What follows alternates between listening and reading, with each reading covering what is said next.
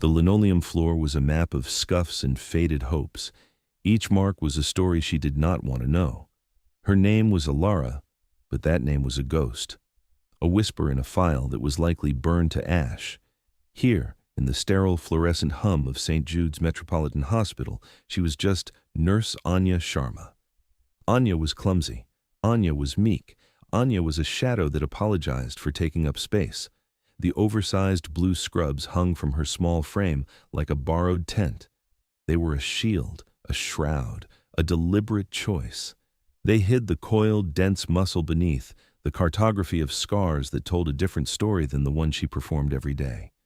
Her hair, a nondescript brown, was always pulled back in a messy bun that looked careless, not efficient. Her eyes were the hardest part of the disguise. They were the eyes of a predator, trained to see everything. The subtle shift in a person's weight before they moved, the micro-twitch in a jaw that betrayed a lie. The precise angle of a dust mote catching the light, indicating airflow from a hidden vent. So she kept them downcast. She focused on the floor, on the worn rubber soles of her comfortable, ugly shoes. She studied the geography of failure and hurried footsteps, and in doing so, she built her cage. Sharma! The voice was a whip crack. It belonged to Dr. Eris Thorne. Alara flinched. The reaction was practiced, honed over months until it was second nature. Her shoulders hunched, her head bowed a fraction lower. She turned, her movements intentionally hesitant, clumsy. Dr. Thorne stood by the nurse's station, a clipboard held in one hand like a scepter. He was a man carved from sharp angles and casual arrogance. His jaw was tight, his expensive suit immaculate beneath his pristine white coat. He looked less like a healer and more like a private equity shark who had wandered into the wrong building. "Did you or did you not chart Mr. Henderson's post-op vitals?" he demanded. His voice was loud enough for half the floor to hear. It was always loud enough. I was just about to, Dr. Thorne," she stammered. The stutter was a tool, like a scalpel or a lockpick. It disarmed people. It made them dismiss her. "You were just about to?" He mimicked her hesitant tone, his lips curling into a sneer. "An hour ago, you were just about to replace the saline drip in room 304. This morning, you were just about to file the lab results for the entire wing. Your entire shift seems to be composed of things you are just about to do." A few of the other nurses looked away, feigning sudden interest in their computer screens. One, a kind-faced woman named Maria, gave her a look of brief, pained sympathy before turning back to her work. This was the ritual, the daily humiliation. It was a necessary part of the performance. To be invisible, you must first be seen as inconsequential. Thorne was her unwitting accomplice in this. His ego made him the perfect tool. "I'm sorry, doctor," she mumbled, her eyes fixed on a scuff mark near his polished Italian shoes. I got distracted. It won't happen again." "It better not," he snapped, his voice dropping to a low, condescending growl. "Some of us are trying to save lives, Sharma. We don't have time to clean up the messes of incompetent staff. Do you understand?" "Yes, doctor." "Then get to it." He thrust the clipboard at her chest. She fumbled it. Of course she fumbled it. The papers scattered across the floor, a flurry of white that seemed to mock her with their pristine order. A soft chuckle escaped Thorne's lips. It was a cold, dry sound. "My point exactly." He turned and strode down the hallway without a backward glance, his long coat billowing behind him like a cape. The conquering hero, leaving the village idiot in his wake. Alara knelt, her movement still deliberately awkward. Her hands trembled as she gathered the papers. The trembling wasn't entirely an act, not anymore. The constant suppression of instinct, the tight leash she kept on her own body, created a tremor deep in her nerves. It was the price of peace, old habit, old discipline. Her fingers brushed against the cool linoleum. She saw everything, the fine layer of dust, the faint sticky residue from a spilled coffee, the tiny fiber from a maintenance worker's uniform. Details, always the details. Her mind cataloged them, assessed them, filed them away against her will. A threat assessment of a hospital corridor. Pathetic. As she gathered the last sheet, her sleeve rode up her forearm. For a split second, the scar was visible under the harsh fluorescent lights. It was a jagged, silvered line, a relic of shrapnel from a lifetime ago.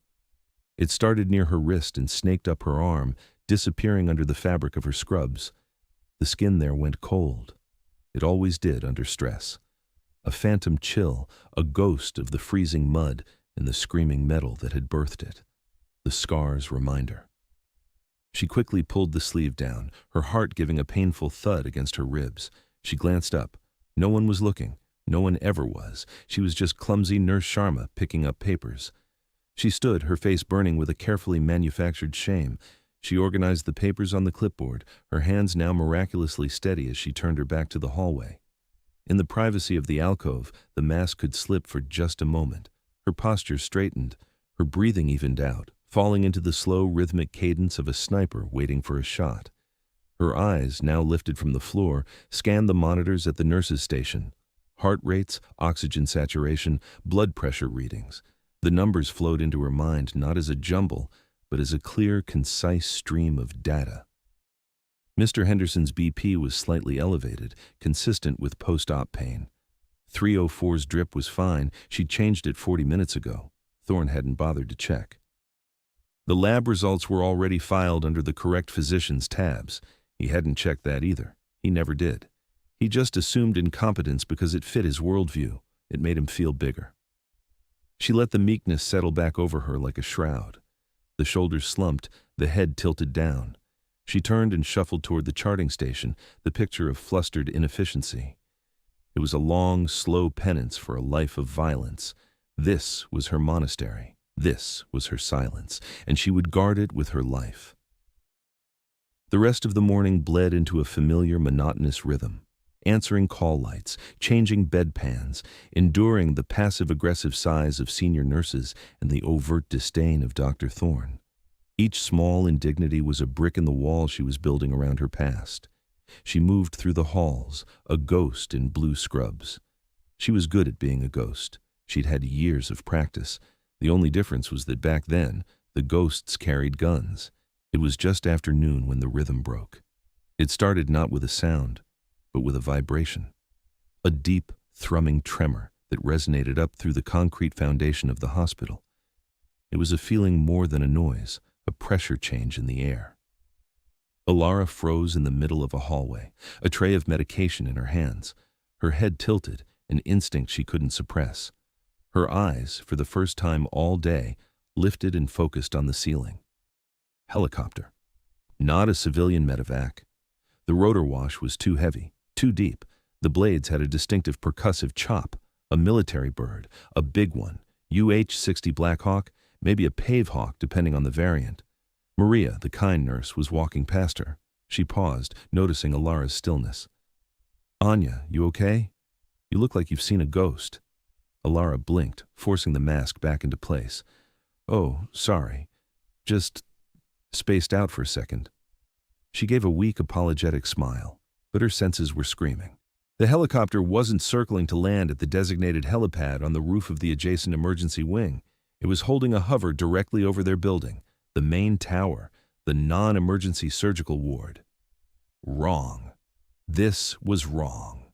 The thrumming grew louder, the windows rattling in their frames. A few patients looked up from their beds, their faces etched with confusion. Down the hall, Dr. Thorne emerged from a patient's room, an annoyed expression on his face. "What in God's name is that racket?" he barked to no one in particular. Then, the call came over the hospital's internal comms, the voice of the head administrator strained and tight.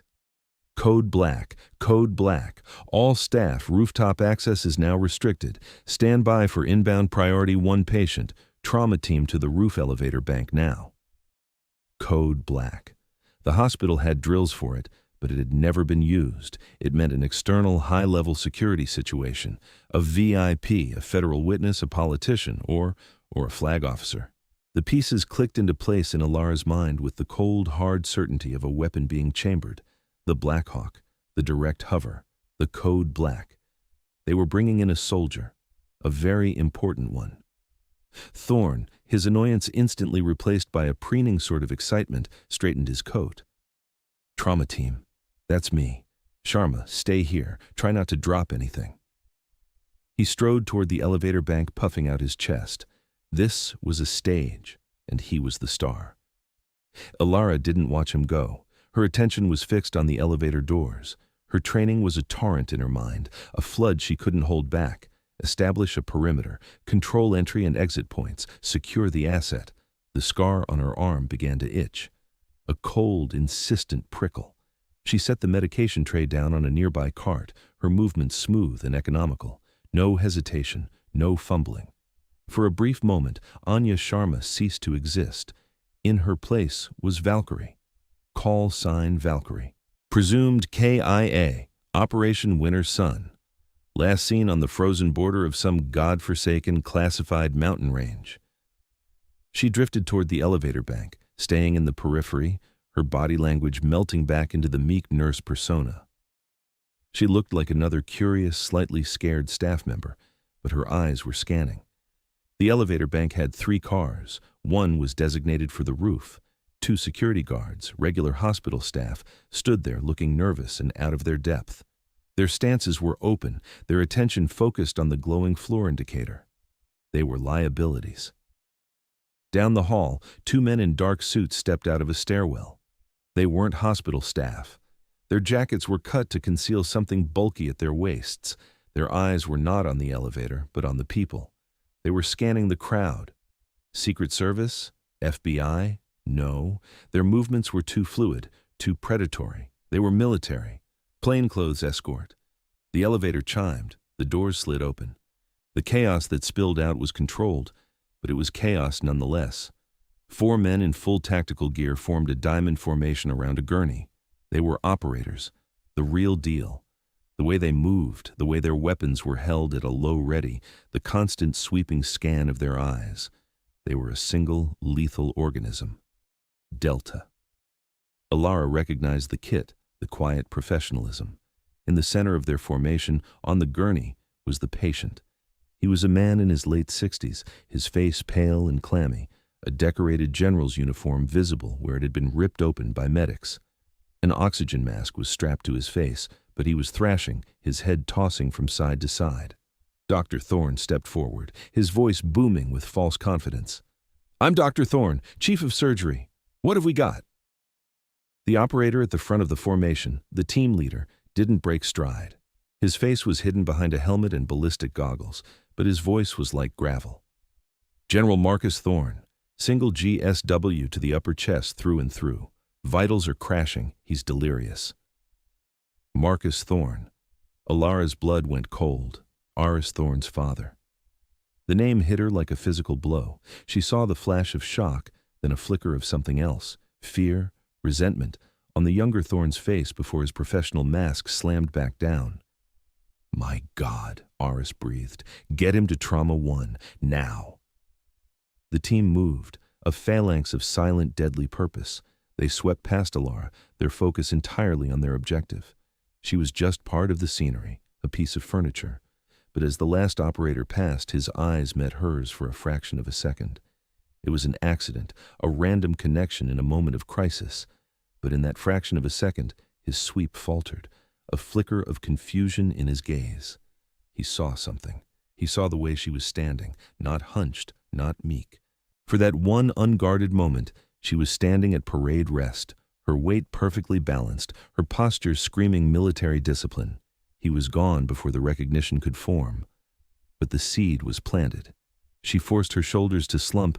She took a half step back, melting into the wall. But it was too late.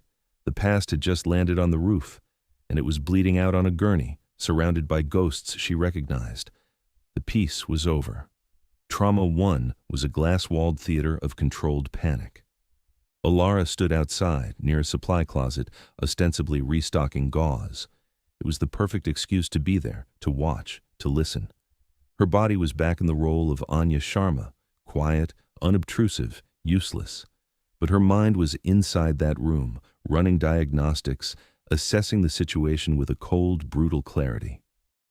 Dr. Thorne was failing. He was barking orders, but his voice was a half octave too high. His hands, usually so steady in the operating room, had a fine tremor. He was trying to get a central line into the general's neck, but the man was thrashing too violently.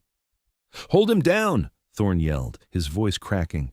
2 burly nurses and one of the Delta operators were trying to restrain the general, but it was like trying to hold down a thunderstorm. The old soldier was strong, fueled by delirium and a lifetime of combat. He was fighting for his life, but he was fighting the wrong enemy. "Sir, you're in a hospital. Stand down," the operator grunted, his own professional calm starting to fray. But the general wasn't hearing him. His eyes were wide, unfocused, staring at a battlefield only he could see. He was shouting, but the words were garbled by the oxygen mask, fragments of orders, place names Alara had only ever seen in classified mission briefs.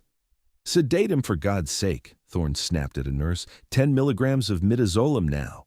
"We already gave him 10, doctor," the nurse shouted back over the din, "and 5 of Haldol." "It's not touching him," Thorne cursed, pulling the needle back from the general's neck. He'd missed the vein. Again, a dark bloom of blood was spreading on the collar of the general's torn uniform. This was unmanageable chaos, and the arrogant authority figure was proving exactly what Alara had always known him to be: a bully with a scalpel, confident only when the patient was unconscious and the world was bending to his will. Faced with true violent uncertainty, he was coming apart. The team leader of the Delta unit, who had introduced himself as Ares, stood near the door, his helmet off now. His face was a mask of grim, controlled frustration. He was watching his commanding officer die while a civilian doctor fumbled. His eyes swept the room and the hallway beyond. They passed over Alara once, twice. The third time, they lingered. The seed of recognition was sprouting. He was looking at her, really looking. He was seeing past the clumsy nurse. He was a predator, and he was recognizing another predator trying to pretend it was prey. Inside the room, the general gave a powerful heave, throwing one of the nurses to the floor. The IV line in his arm ripped out, and a spray of blood arced across the white room. "He's going to bleed out," Thorne shrieked, his voice pure panic now. That was it, the breaking point. The instinct was a physical thing, a coiled spring in her gut that finally snapped. She could not stand by and watch this happen, not to him. General Marcus Thorne, the man who had given her the name Valkyrie, the man who had pinned her medal on in a tent in the middle of a sandstorm, his eyes full of gruff paternal pride. She couldn't let him die at the hands of his own incompetent, terrified son. The decision was not a thought. It was a reflex. Alara moved. She didn't run. She flowed. A single smooth motion out of the alcove and toward the door of Trauma 1. The shift was instantaneous, a mask dropping to the floor. Her posture went from a slump to a steel rod. Her face, which had been a canvas of meek uncertainty, became a stone carving of absolute focus. Her eyes, once downcast, were now laser bright, taking in every detail of the room in a single sweeping glance. The Delta operator, Ares, saw the change. His eyes widened. He took a half step to block her way, his body instinctively moving to protect the secure zone. "Ma'am, you can't move," she said. The word was not loud. It was quiet. It was low. But it was backed by a force that hit the operator like a physical blow. It was a command, pure and simple, uttered by someone who had never known it to be disobeyed. It was the voice of command authority. The operator froze. He didn't know why. He was a master sergeant in the most elite unit in the world. He didn't take orders from nurses, but his body obeyed before his mind could protest. He stepped aside. Alara swept past him and into the room. "Stand down," she said. Her voice cut through the noise, through Thorne's panicked shouts and the general's delirious cries. Everyone stopped. The nurses, the operator holding the general down, even Aris Thorne. They all turned to stare at her. This was not Anya Sharma. This was someone else entirely. "Who the hell do you think you are?" Thorne sputtered, his face flushed with a mixture of fear and fury. Alara ignored him. Her focus was entirely on the man on the gurney. She walked to the head of the bed, her movements calm and deliberate. The general was still thrashing, but his struggles seemed weaker now, his breathing more ragged. The cardiac monitor began to beep a frantic, high-pitched alarm. "He's in VTACH!" one of the nurses yelled. "Get the paddles!" Thorne ordered, fumbling for them himself. "No," Alara said, her voice again cutting through the panic. She placed a hand on the general's shoulder. It was a firm, steady pressure. Grounding. She leaned in close, her mouth next to the general's ear, shielding her words from the others in the room. She whispered, her voice too low for anyone else to hear. She didn't use his name. She didn't use a plea. She used a code. Winter Sun is compromised. I repeat, Winter Sun is compromised. Nightingale is down. Await extraction at Rally Point Sierra. It was a ghost code, a decommissioned operational phrase from a mission that had officially never happened, a mission that had ended in fire and blood and a funeral for a woman named Alara. The effect was instantaneous. General Thorne went utterly still. His thrashing stopped. The delirious shouting died in his throat. His eyes, which had been wide and wild, fluttered and then focused. They weren't looking at the ceiling anymore. They were looking at her. Recognition dawned in their depths, and shock, and a profound, heart-wrenching grief. "Valkyrie," he rasped, the single word a ghost of a sound around the edges of the oxygen mask. The cardiac monitor, which had been screaming its alarm, suddenly shifted. The frantic beeping slowed, steadied, and fell back into a regular sinus rhythm. The silent room. For a full 10 seconds, the only sound was the steady rhythmic beep of the heart monitor. No one moved. No one breathed. The nurses stared, their mouths agape. The Delta operators stood like statues, their eyes locked on the small, unassuming nurse who had just done the impossible. And Dr. Eris Thorne stood with the defibrillator paddles hanging uselessly in his hands, his face a mask of utter, stupefied disbelief. His authority, so absolute just moments before, had not just been bypassed, it had been annihilated. He had been loud, she had been quiet. He had been frantic. She had been calm. He had failed. She had succeeded. In the center of it all stood Alara, her hand still on the general's shoulder. The mask was gone. The facade was shattered. Valkyrie was back. And everyone in the room knew they were looking at something they did not understand. The vindication was a cold, clean fire in her veins. It wasn't triumph. It was something deeper. It was the feeling of a dislocated bone snapping back into place. Painful. Necessary. Right. The silence stretched, thin and fragile. It was Ares, the Delta team leader, who finally broke it. He took a slow step forward, his eyes never leaving Alara. His gaze was intense, analytical, as if he were trying to solve an impossible equation. "Who are you?" he asked, his voice low and dangerous. It wasn't a question. It was an interrogation. Alara pulled her hand back from the general's shoulder. The moment of connection was broken. The cold reality of what she had just done crashed down on her. She had cracked her cover, not a small crack, a chasm. The retreat to that cover was instinctive, a desperate scramble for familiar ground. I don't know," she stammered, the hesitant Anya persona falling back over her like a poorly fitting garment. Her eyes dropped to the floor. Her shoulders began to hunch. I read that somewhere, in a book, about old military codes. I thought maybe it would sound familiar to him. I got lucky."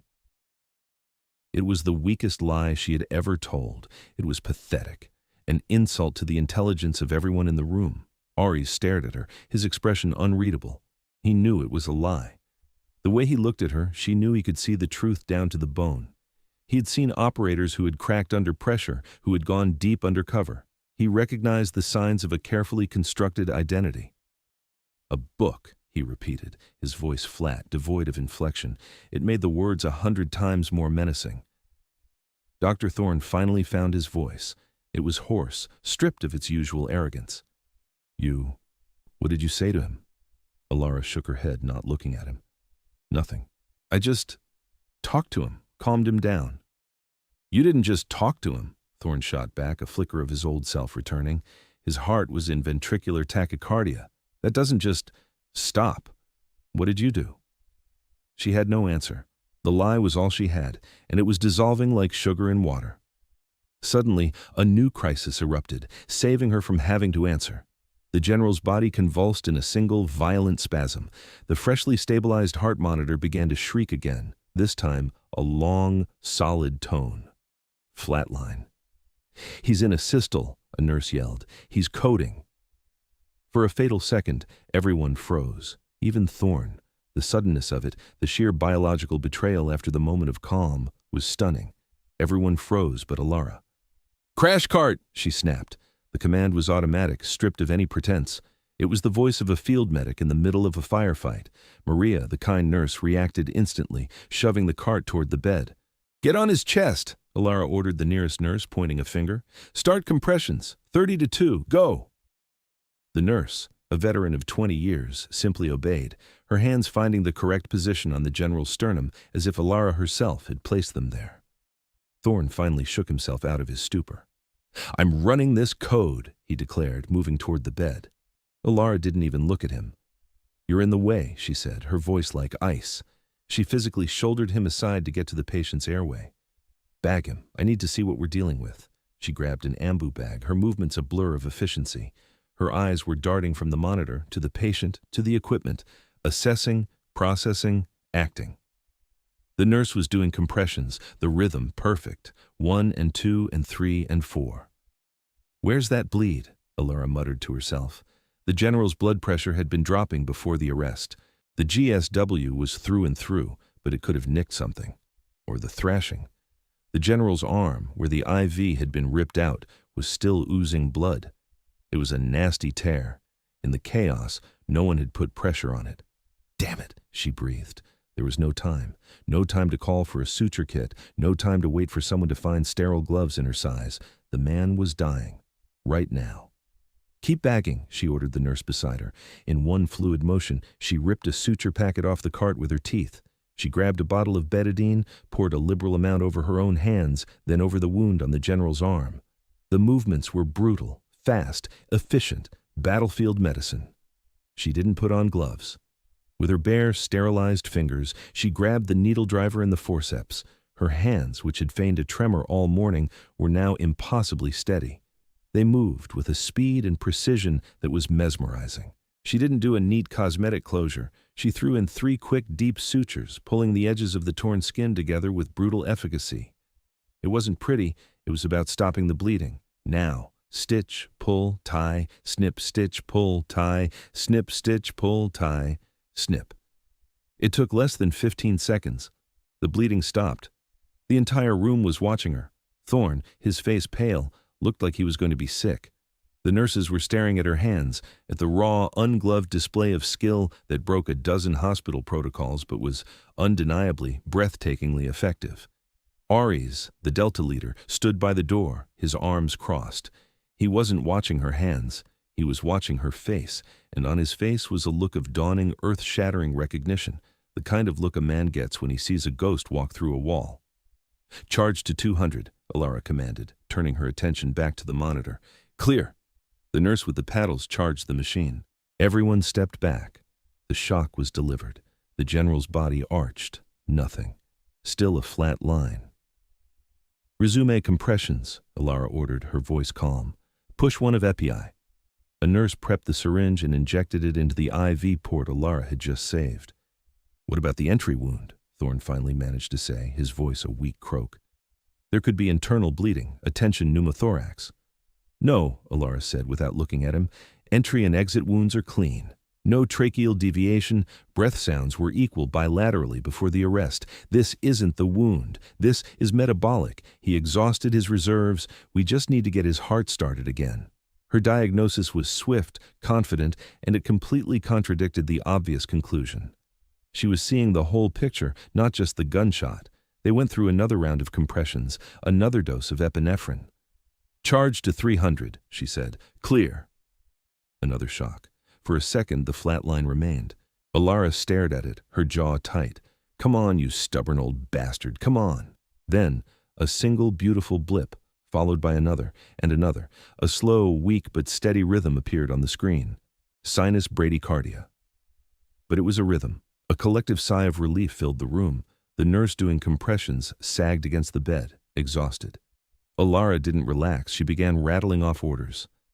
"Let's get him on a dopamine drip. I want a full metabolic panel stat. And get me a portable ultrasound. I want to check for a pericardial effusion, just in case." The staff, including Dr. Thorne, just moved to obey.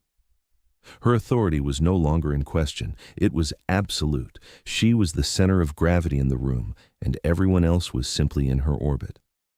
In the midst of this renewed, controlled activity, the general's eyes fluttered open again. They were clearer this time, lucid. He looked past the nurses, past his own son. His gaze found Alara. His lips moved, forming a word. It was weak, a bare whisper, but in the relative quiet of the room, it was as clear as a gunshot. Valkyrie, Ares, the Delta leader, flinched as if he'd been shot. His eyes snapped from the general to Alara. The final piece of the puzzle slammed into place. His face went white. He looked at the small nurse, at her blood-stained bare hands, at the fierce focused calm in her eyes. And he remembered. He remembered a firefight in a frozen mountain pass. A young, terrified operator, barely out of selection, with his leg torn open and his life bleeding out into the snow.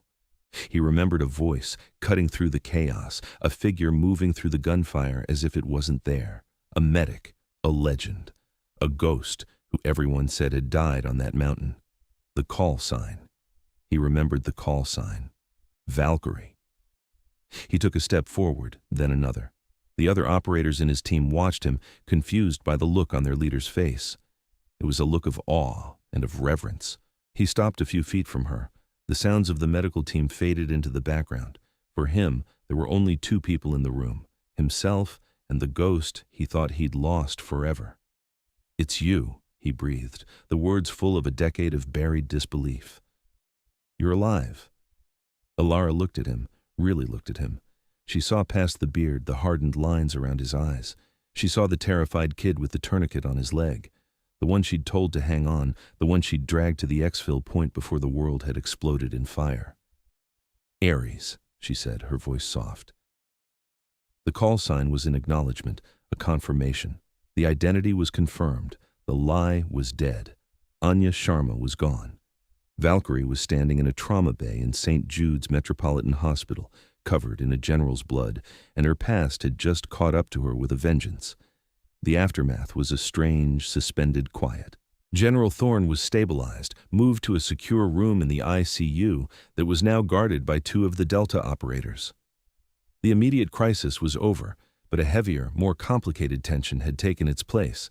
Alara stood in a small, sterile break room, scrubbing her hands at a sink. She scrubbed them raw, the coarse soap biting into her skin.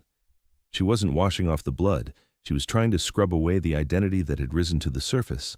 She was trying to find Anya Sharma again under the layers of blood and memory. But the meek nurse was gone. She couldn't find the hunch in her shoulders. She couldn't make her eyes look at the floor. The door opened. She didn't look up, but she knew who it was. The scent of gun oil, sweat, and the dry electric tang of adrenaline. Ares. He didn't say anything for a long moment. He just stood there, leaning against the doorframe, watching her. "They told us you were KIA, he said finally. His voice was different now. The hard edge was gone, replaced by a quiet, raw respect. "Your whole team, wiped out in the ambush. We had a service for you at Bragg." The general himself spoke. Alara turned off the water. She grabbed a rough paper towel and dried her hands, her movements slow and deliberate. "The report was accurate, Dee," she said, her voice flat, "as far as anyone knew. But you're here." "I'm here," she agreed. There was nothing else to say. The story of how she'd survived, how she'd crawled out of the wreckage and walked for 3 weeks through enemy territory, how she'd been found by a nomadic tribe and eventually made her way back to a world that thought she was dead. That story was buried. It was not his to know. "Why?" he asked. "A legend like you, ending up here, pretending to be that?" He gestured vaguely, indicating the entire Anya persona. She looked at her hands.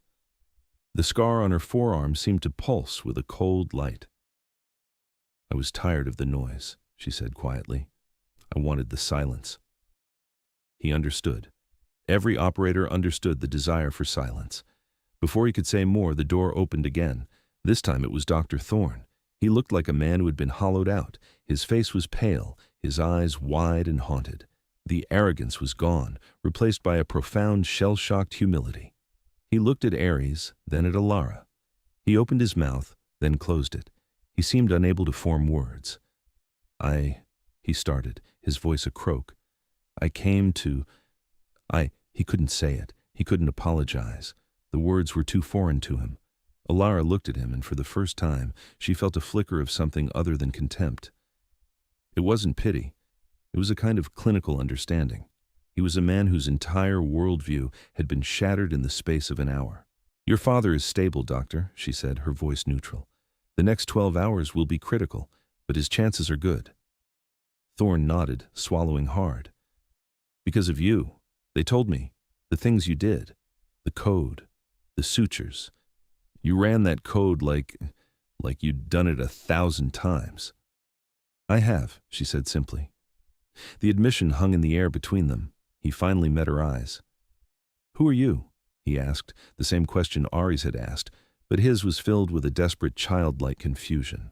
Before she could answer, a new voice cut in from the doorway. "She's the reason your father is still alive. And she's the reason he's a target." A woman stood in the doorway. She was in her 50s, with sharp, intelligent eyes and silver hair cut in a severe, practical bob. She wore a perfectly tailored suit that screamed federal authority. Her presence filled the small room, eclipsing even the Delta operator. Ari's immediately straightened up, his posture shifting to one of deference. "Director Rostova." "Sergeant," she acknowledged with a curt nod. Her eyes, sharp as chips of ice, landed on Alara. There was no surprise in them, only confirmation. "It's been a long time, Valkyrie," she said. Alara's body went rigid. Director Eva Rostova, head of a very specific, very quiet branch of Joint Special Operations Command, the woman who signed the kill orders, the woman who had signed off on Operation Winter Sun. The past wasn't just catching up, it was here to collect. "I need a secure room," Rostova said, her gaze sweeping over the humble doctor and the awestruck operator. "Now, just me and her." Ari's nodded. "This way, Director." He led them to a small, unused consultation room down the hall. He posted himself outside the door, a silent, immovable guard. Inside, Rostova didn't sit. She stood by the window, looking out at the city lights that were beginning to twinkle on as dusk fell. "We never closed your file," she said, her back to Alara. "We listed you as KIA to protect you in case you survived. We hoped, but after 2 years, we archived it." "I didn't want to be found," Alara said.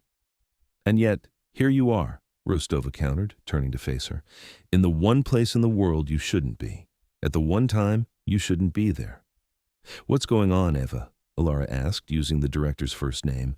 It was a privilege afforded to very few. It was a reminder of a time when they were on the same side of the looking glass. "General Thorne's helicopter wasn't an accident," Rostova said, her voice dropping. "It was shot down, an assassination attempt. The GSW he sustained wasn't from the crash. He was shot on the ground by the cleanup crew." Alara's blood ran cold. "Who?" "A mercenary group. Call sign Scylla. Ex-special forces from various countries. The best and the worst. They're ghosts, untraceable. And they don't fail twice." "Why target the general?" Rostova's eyes were grim. "Because of what he was about to do. He was scheduled to testify before a closed session of the Senate Intelligence Committee next week. He was going to blow the whistle." "On what?" Alara asked, though she already knew. A cold dread was pooling in her stomach. "Operation Winter Sun," Rostova said, confirming her worst fear. "He was going to expose the whole thing, the illegal objective, the doctored intelligence, the deliberate sacrifice of your unit to cover it all up." The room seemed to tilt. The scar on Alara's arm burned with a furious, icy fire. Her team, sacrificed, not lost to an ambush, sacrificed. "Who?" Alara's voice was a dangerous whisper. "Who gave the order?" "We don't know for sure. The trail goes cold at a shell corporation, but we know who Scylla works for, a man known only as the Architect, and we know one other thing." Rostova paused, her gaze locking with Alara's. "They're coming here. They know the general survived the initial attempt. They know he's here. They will come to finish the job. The hospital is no longer a hospital. It's a battleground." The words hung in the air, heavy and final. The silence Alara had built for herself was a lie. The peace was a temporary illusion. She hadn't escaped the war. She had just been on leave, and her leave was officially over. The transformation happened in the quiet of the consultation room. One moment, she was Alara, the haunted ex-soldier, reeling from the revelation that her life had been built on a lie.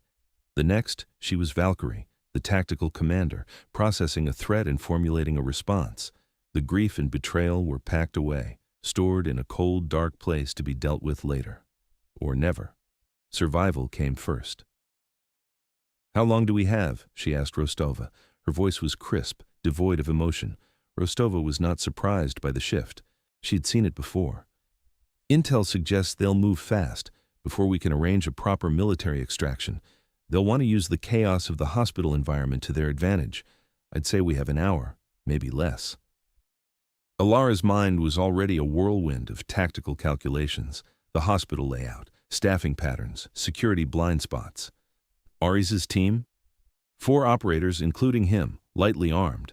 They were an escort, not a combat unit. "Hospital security?" "Useless," Rostova said bluntly. 4 guards on this shift for the whole building, sidearms and a prayer. "We need to lock this place down, now." Alara started pacing, her movements like a caged panther. "They won't come in loud, not at first.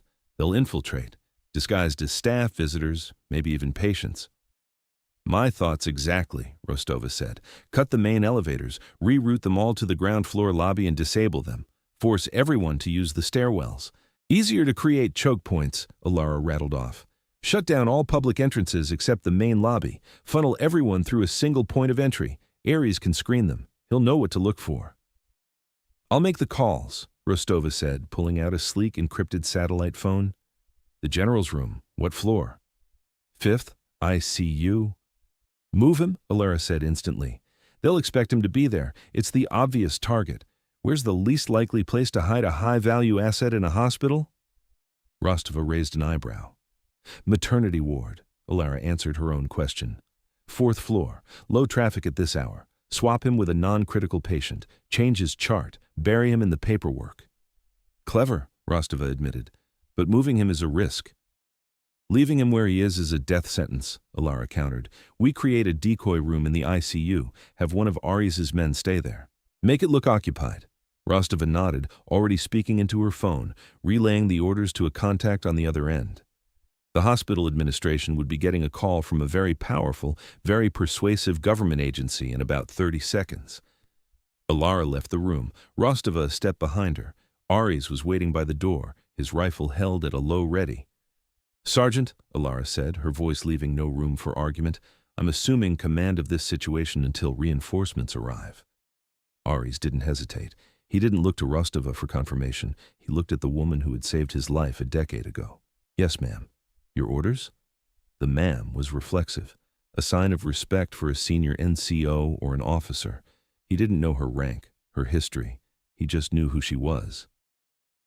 "Give me the comms link to your team," she said. He handed her a small earpiece. She slipped it in. "Split your men, 1 on the decoy in the ICU, 1 with me to move the general. You take the lobby.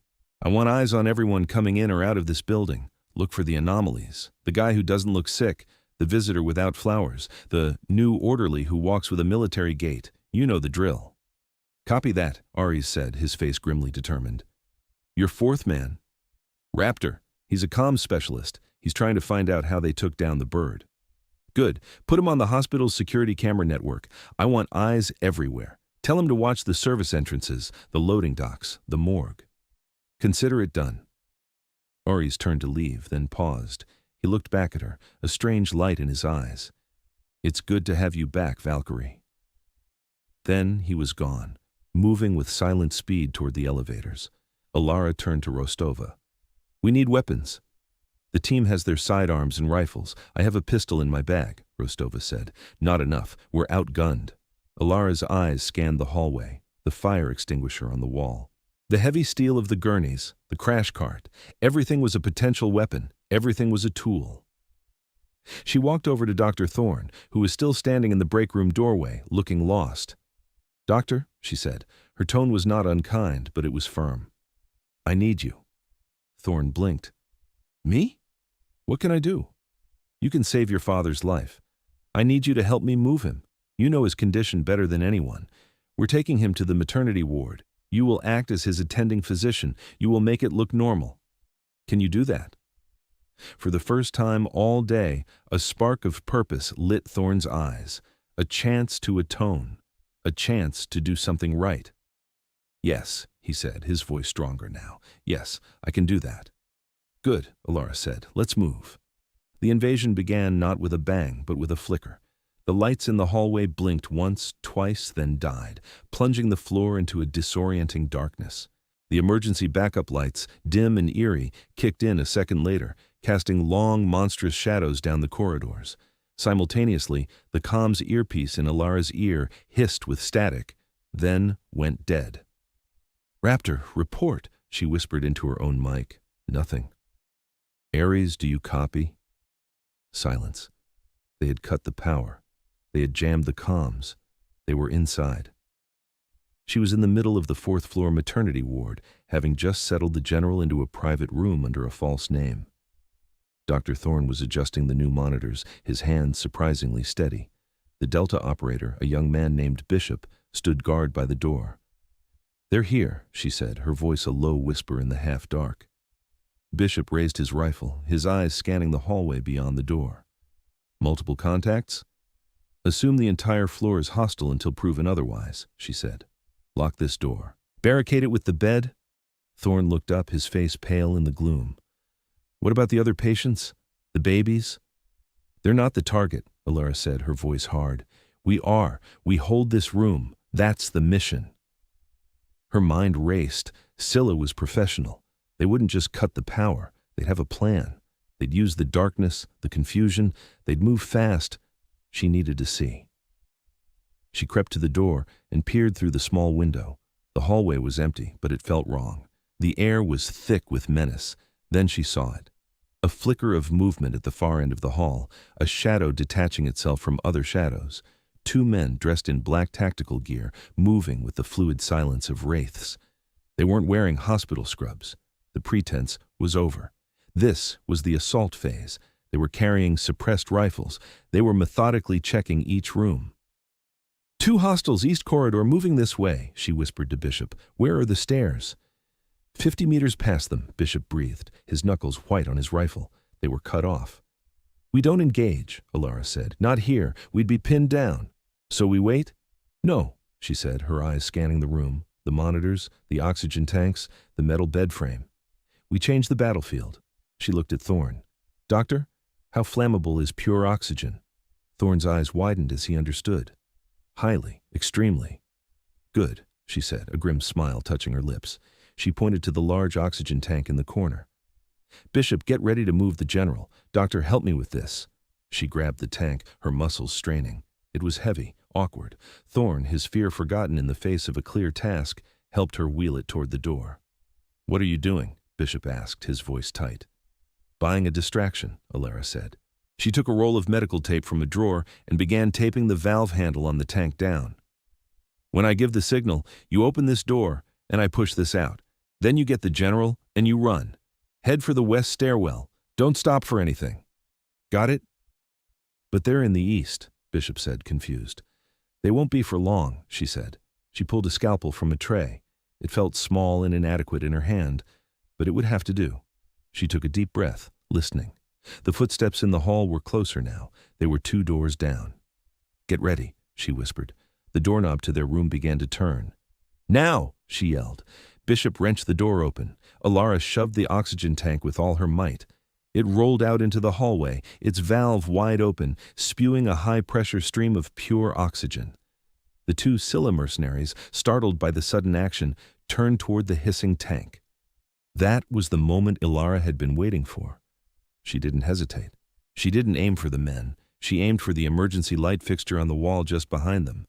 She threw the scalpel. It flew through the air, a silver dart in the gloom, and struck the light fixture with a sharp crack.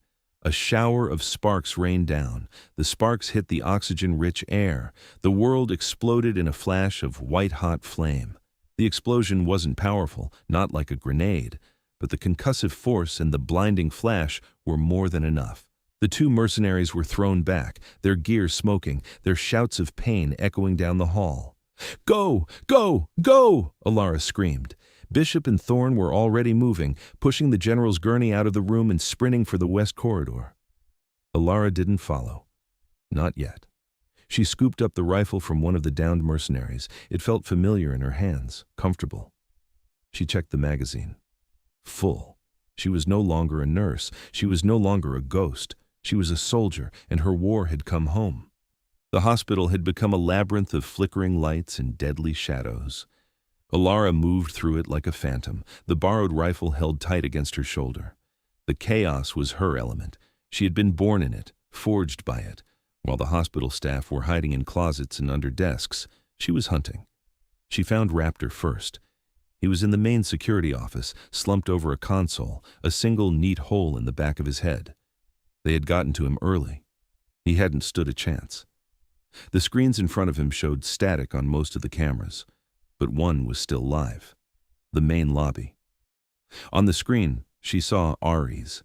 He was using the reception desk as cover, exchanging fire with at least 3 hostiles who were trying to advance from the main entrance. He was pinned down. She had to get to him. She left the security office and melted back into the service corridors. She knew the blueprints of this place now, not from a map, but from months of walking its halls, of seeing the things no one else saw, the maintenance hatches, the old, forgotten dumbwaiters, the crawl spaces above the ceiling tiles. She climbed into a service hatch and moved through the ceiling, the rifle slung over her back. It was cramped, dusty, and she could hear the muffled sounds of gunfire echoing through the building's superstructure. She emerged in a janitor's closet on the ground floor, just behind the lobby. She could hear the distinct crack of Ari's rifle and the sharper suppressed reports of the Scylla weapons. She crept to the door and peered through the crack. 3 mercenaries were advancing in a tight formation, using overturned benches as cover. Aries was alone, outgunned. He was good, but he couldn't hold them off forever. Alara took a deep breath. She didn't have the element of surprise, not really. But she had a better angle. She burst from the closet, dropping to one knee, bringing the rifle to her shoulder in a single fluid motion. Target acquisition was instantaneous. Her mind was a combat computer. Threat 1 on the left, threat 2, center, threat 3, right flank. She didn't spray. She fired 3 controlled shots. Pop, pop, pop. The sound was almost trivial in the din of the firefight. The mercenary on the left crumpled, a neat hole appearing in his helmet. The one on the right staggered back, clutching his throat, and fell. The leader, the man in the center, reacted with incredible speed. He dove for cover, turning to fire at her position. But Aries was not a rookie anymore. The moment the pressure on him eased, he was moving. He vaulted over the reception desk, his own rifle barking. The Scylla leader was caught in a crossfire. He went down in a hail of bullets. Silence descended on the lobby, broken only by the tinkling of a shattered piece of glass. Ares stood over the downed mercenaries, his chest heaving. He looked over at Alara, who was still kneeling by the closet door. "I was wondering when you'd show up," he said, a grim smile on his face. "Got held up in traffic," she replied, rising to her feet. They met in the middle of the lobby, the bodies of their enemies at their feet. It was a reunion of ghosts in a desecrated temple. "Raptor's gone," she said, her voice flat. Ori's smile vanished. He nodded, his jaw tight. "I know. Comms went dead. I figured. Bishop is with the general. They're moving to a fallback position. We need to find the last member of your team." "That would be Ghost," Ori said. "He was on the decoy in the ICU 5th floor." "That's where they'll concentrate their forces now," Alara said. "They'll think the explosion on the 4th floor was a diversion. They had to get to the 5th floor, and they had to do it now. The stairwell was a death trap. They knew it. Scylla would be watching them. "They'll expect us to take the stairs," Alara said, her mind racing. "So we don't." She looked up toward the elevators. "They're disabled," Ari said. "The cars are," she said, "but the shafts are empty." She led him to the elevator bank. Using the butt of her rifle, she smashed the control panel, then reached inside and triggered the manual door release. With a groan, the doors slid open, revealing the dark, greasy abyss of the elevator shaft. "You're insane," Aries breathed, looking down into the darkness. "I've been called worse," she said. She pointed to the emergency ladder that ran up the side of the shaft. "Ladies first." She slung her rifle and started to climb. The climb was terrifying. The shaft was dark, filled with the groans and creaks of the building. Far below, they could hear shouting. More mercenaries entering the building. They reached the 5th floor and pried the doors open, slipping out into the ICU hallway. It was a war zone. 2 more Scylla operators were pinned down behind a nurse's station, exchanging fire with a single defiant rifleman barricaded in one of the rooms. Ghost. He was holding his own. Alara and Ares had the perfect flanking position. They didn't need to speak. They moved as one, a seamless instrument of violence. Alara went left, Ares went right. They opened fire simultaneously. The two mercenaries were cut down before they even knew what hit them. The firing from the room stopped. "Ghost!" Ares yelled. "It's us! We're clear!" The door to the room opened, and the last member of the Delta team emerged, his rifle smoking. "Took you long enough," he grumbled, but his face was flooded with relief. The victory was short-lived. From down the hall, a new sound, heavy footsteps, not 2 or 3 men, a squad, and a new voice, cold, arrogant, amplified by a bullhorn. "Valkyrie, I know you're in there, you and the general. This is the end of the line for both of you." A man stepped into the hallway, flanked by 6 more heavily armed mercenaries. He was not wearing a helmet. He was tall, with a cruel, handsome face and cold, dead eyes. Alara knew him. Commander Kalen, the man who had been her second-in-command on Operation Winter Sun, the man who had led them into the ambush. The traitor. "Kalen," she breathed, her voice a venomous whisper. He smiled, a chilling, predatory expression. "So the ghost does have a name. I always wondered what happened to you. It seems I didn't do a thorough enough job on that mountain." This was it. The final confrontation. The architect of her pain, the man who had sacrificed her team, was standing 30 meters away. But between them and him was an open hallway, a kill zone. They were trapped. And then, from behind Kalen, a new sound, a commotion, shouting. A figure stumbled into the hallway from a side corridor. It was Dr. Thorne. He was holding a fire extinguisher, his face a mask of terror and insane courage. "Get away from them!" he screamed, his voice cracking. Kalen laughed, a sound of pure contempt. "And who is this? The hospital administrator?" He turned his attention to Thorne, dismissing Alara and her men for a fatal second. Thorne didn't hesitate. He pulled the pin on the extinguisher and sprayed a thick white cloud of CO2 foam directly into Kalen's face and his men. It wasn't a weapon, but it was a perfect distraction, blinding, choking. "Now!" Alara screamed. She, Ares, and Ghost opened fire, pouring a torrent of lead into the confused, blinded group of mercenaries. They went down, one after another, in the chaotic white haze. Kalen, sputtering and wiping the foam from his eyes, raised his pistol to fire at Thorne, but Alara was faster. Her last bullet took him in the center of his chest. He staggered back, a look of shocked surprise on his face, then collapsed to the floor, dead. Silence. The battle was over. Alara stood there, her rifle smoking, her heart pounding. She looked at the bodies, at the carnage, at the end of a decade-long vendetta. Then she looked at Dr. Aris Thorne. He was standing there, trembling, the empty fire extinguisher hanging from his hand. He had faced down a team of trained killers to save them, to save his father. He met her gaze. The last vestiges of his arrogance were gone, burned away in the heat of battle. In its place was a profound, humbled awe. He walked over to her, his steps unsteady. I'm sorry," he said, the words finally coming.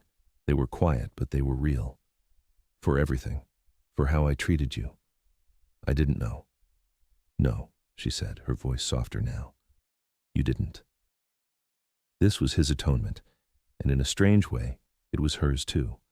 The final catharsis was not in killing Kalen, it was in this, in seeing a man find his courage, in seeing a healer become a hero in his own right. The wail of sirens grew louder in the distance. Reinforcements were finally arriving. The war, for now, was over. In the quiet aftermath, the hospital began to resemble itself again. The power was restored. The real staff, shaken but resolute, emerged from their hiding places and began the grim task of cleaning up, of tending to the wounded, of making order out of chaos. Alara sat on the edge of a gurney in a quiet corner of the emergency room. The borrowed rifle was gone, handed over to one of Rostova's agents. She was back in the blue scrubs, but they didn't feel like a disguise anymore. They just felt like clothes. The legend was recounted in hushed, awed tones.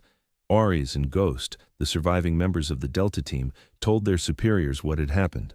They spoke of a ghost from their past, a legend named Valkyrie, who had single-handedly turned the tide. They spoke of her impossible calm, her brutal efficiency, her tactical genius. General Thorne, awake and lucid in his new secure room, confirmed it all. He told Director Rostova the full story of Operation Winter Sun. He spoke of the young operator, Alara, the best field medic he had ever seen. He spoke of her bravery, of her sacrifice, and of the betrayal that had cost her everything. The story of Nurse Anya Sharma, the clumsy, meek woman who dropped things, was erased. In its place, the story of Valkyrie was written back into the official, classified history of the world she had tried so desperately to escape. Director Rostova found her in the ER. She didn't speak for a moment, simply stood there, watching the woman who had saved them all. "The architect has been apprehended," Rostova said finally. "Kalin's communication logs led us straight to him. A deputy director at the Pentagon. The entire conspiracy is being dismantled as we speak." Alara nodded, saying nothing. It was over. The men who had sacrificed her team were facing justice. It should have felt like a victory. It just felt empty. "So what now?" Alara asked, her voice weary. "My cover is blown. I can't be Anya Sharma anymore." "No," Rostova agreed. "You can't." This was it, the final choice. Her life as a ghost was over. She had to decide what came next. Would they try to send her back into the field? Back into the noise and the violence? The thought was exhausting. "We owe you more than we can ever repay," Rostova continued, her voice softening. "You're a hero, Alara, twice over. The world needs people like you. Your country needs you." "I'm not a soldier anymore," Alara said. "I don't know what I am." "I do," Rostova said. "You're a survivor, and you're a teacher." She held out a file. It was thin, with a single Stark logo on the front. "This is an official offer," Rostova said. "It's not a request, it's a plea. We don't want to put you back in the field. We want you to run the advanced training program for our combat medics at the farm. You would be the lead instructor. You would forge the next generation of Valkyries. You can teach them how to save lives in the middle of hell. You can teach them how to come home." The offer hung in the air. It wasn't a return to the past, it was a new path, a way to use her skills, her knowledge, her pain, not to fight, but to build, to protect, to teach. It was an integration of the warrior and the healer. She looked at her hands. The scar was just a scar now, a part of her story, not a source of pain. She had accepted the violence of her past by using it to save lives in the present. She had fully embraced her identity as a warrior to protect the innocent, and in doing so, she had found a way forward. She took the file from Rostova's hand. "Okay," she said. The single word was an acceptance of self, an end to her exile. The epilogue was not set in a hospital or a war zone. It was set 6 months later on a sprawling green training facility tucked away in the Virginia countryside.